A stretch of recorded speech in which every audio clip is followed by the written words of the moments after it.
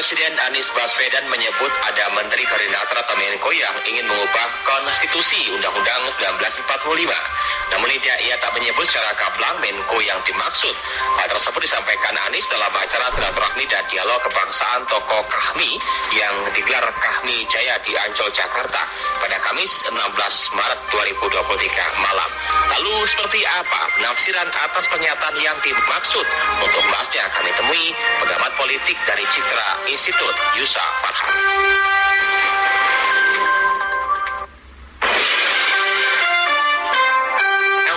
News and Talk.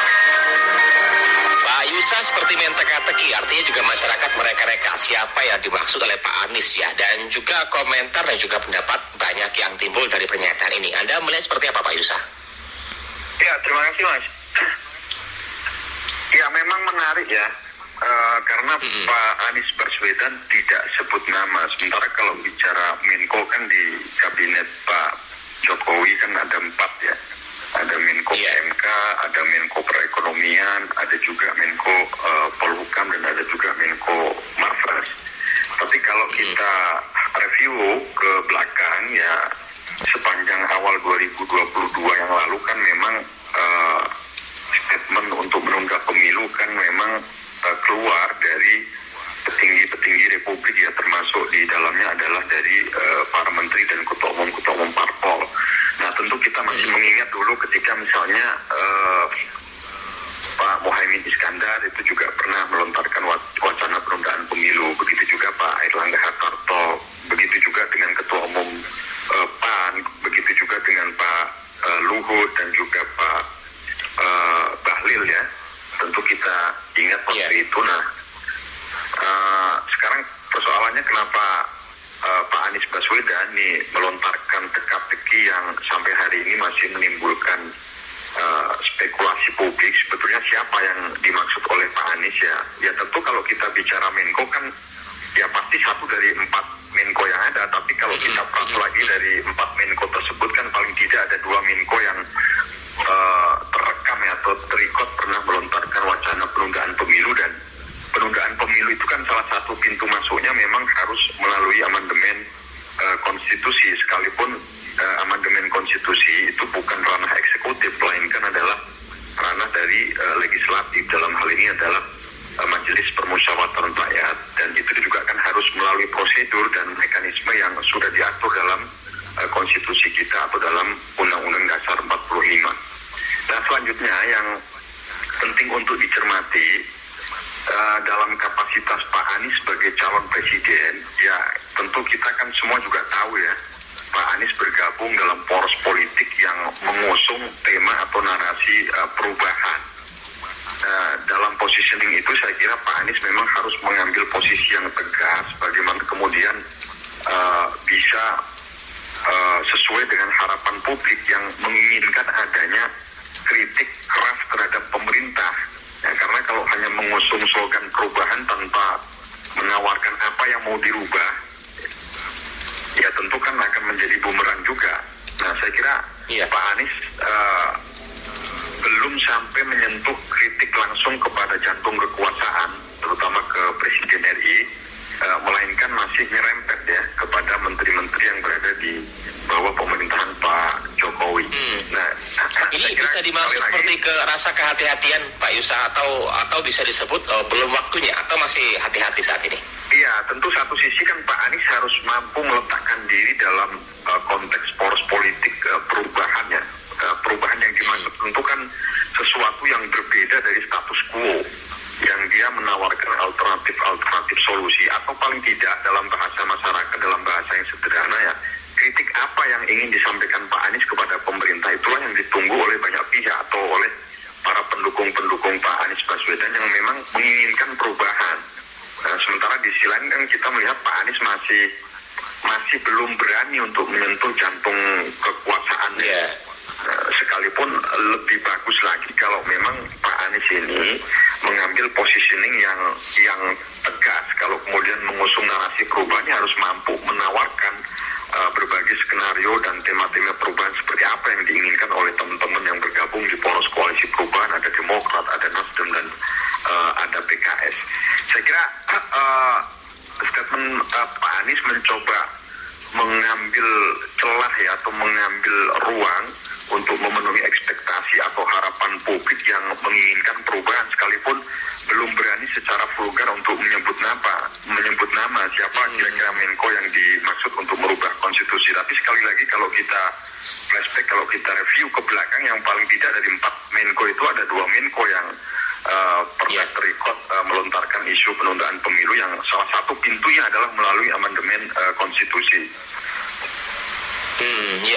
Dari dua nama tadi mungkin boleh, kalau kita mengingat memori kita beberapa tahun yang lalu ya, tadi juga disebutkan oleh Pak Yusa, yaitu Menko Maritim dan Investasi Pak Luhut Binsar Panjaitan. Ini kalau kita ingat-ingat di tahun 2022 lalu juga pernah menyampaikan pendapatnya soal penundaan pemilu 2024 dan juga mengeklaim memiliki big data aspirasi rakyat Indonesia dari media sosial yang ingin pemilu 2024 ditunda. Ini yang dimaksud Pak Yusa.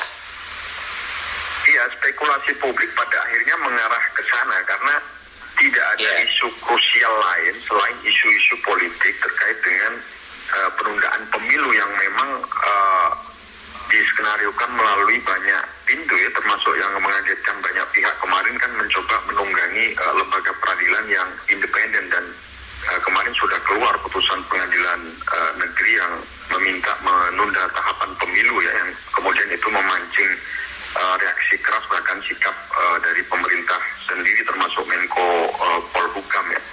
Ya tentu kita melihat bagaimana respon para Menko ya, setidaknya sampai hari ini kan ada 2 lah yang sudah merespon, meskipun Pak Airlangga responnya juga cukup singkat ya, hanya mengatakan ada 4 Menko, tidak lebih dari itu. Kemudian jubir dari Pak Luhut sudah mencoba untuk memberikan respon ya, tetapi memang belum secara vulgar.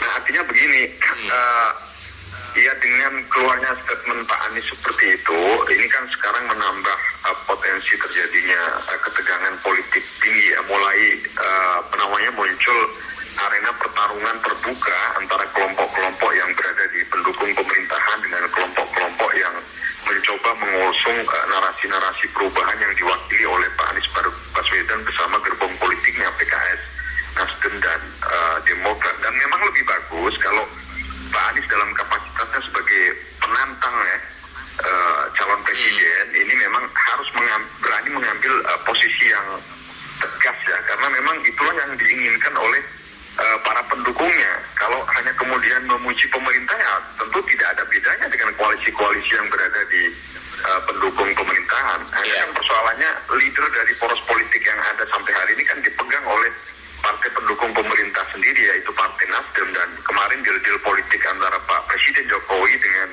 Ketua Umum Nasdem Surya Paloh ini kan mengindikasikan adanya sesuatu yang bisa dicairkan kembali hubungannya ya, karena tidak sampai terjadi reshuffle atau pergantian kabinet, sekalipun usulan reshuffle itu sudah didesakkan bahkan oleh internal teman-teman PDIP sendiri, tapi sampai hari ini kan belum terjadi. Nah artinya teman-teman di koalisi perubahan di satu sisi ingin mengusung narasi perubahan, tapi di satu sisi leader dari poros koalisi itu juga ingin bertahan di menjadi bagian dari pendukung pemerintah. Ini yang menimbulkan dilema tersendiri ya, perubahan seperti apa yang ingin mereka tawarkan. Nah akan lebih menarik. Suara siapa yang dibawa ya? Suara siapa? Apakah suara rakyat atau suara pribadi yang diinginkan ini kan? Jadi sebutnya seperti itu Pak Yusa.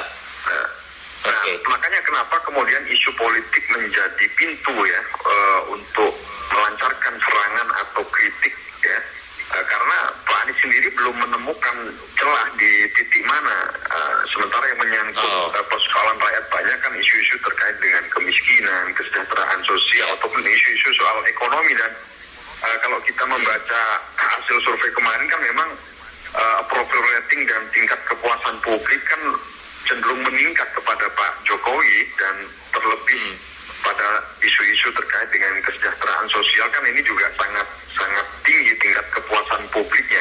Sampai pada titik ini saya tidak melihat ada celah yang bisa dipakai atau digunakan untuk melancarkan serangan atau kritik ya, sehingga kemudian Pak Anies mengambil celah sempit di isu-isu krusial terkait dengan sektor politik dan demokrasi, sekalipun di sisi lain juga kita kami sebetulnya yang dianggap oleh Pak Anies adalah komitmen para petinggi Republik ini terhadap potret dan perjalanan demokrasi kita yang sejauh ini menurut pandangan Pak Anies itu sebetulnya tidak menurun ya. Nah, kalau kemudian dikacaukan lagi dengan mengubah konstitusi ini kira-kira yang bisa kita tafsirkan adalah justru langkah mundur